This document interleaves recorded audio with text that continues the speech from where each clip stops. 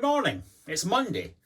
My name's Alistair McIntosh from the Housing Quality Network, and it's time for First Things First. Let's go. Many years ago, I did a study for the Blair government. The question was, how did organisations in housing improve, and how did they sustain that improvement? We interviewed everyone up the left arm and down the right arm, and the conclusion was actually very straightforward. You needed the right people at the right time, in the right place, and for the right cost.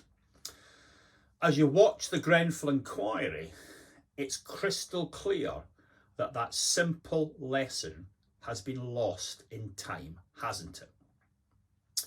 When you watch it, the barristers on one side of the dock are painstaking, clever. They've gone through everything with a fine tooth comb, exactly what you want to see.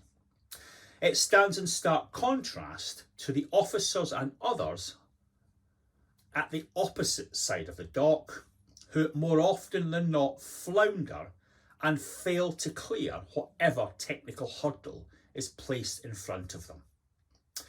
The standout witness this week was undoubtedly Dr. Barbara Lane, an internationally renowned fire safety engineer. Excellent.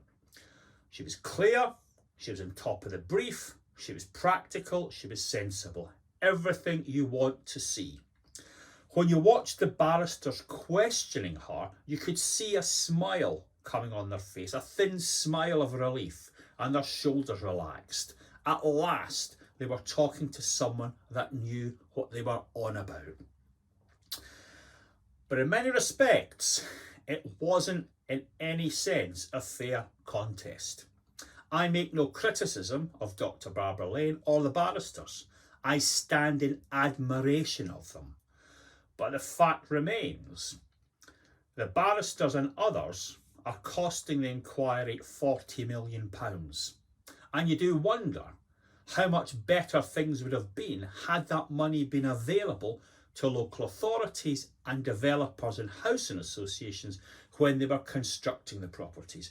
Wouldn't it have been better to have the experts and the analysts and the top brains in the country preventing problems rather than scrutinising them afterwards? This, I'm afraid to say, is a continuing British disease. We're about to spend £450 million on consultants for Brexit, £175 million and rising for consultants to deal with COVID. Why aren't these experts working for the public sector, the civil service and the NHS now? All of this stands in stark contrast to the most successful country in the world, China. In China, public servants get paid well above typical average wages. Thousands of people compete for each job in China. Very tough exams you have to go through. Very sought after positions. Could that be why China is pulling ahead of the rest of us? Maybe they do have the right people in the right place at the right time at the right cost. Thank you for your attention. See you next week. Bye.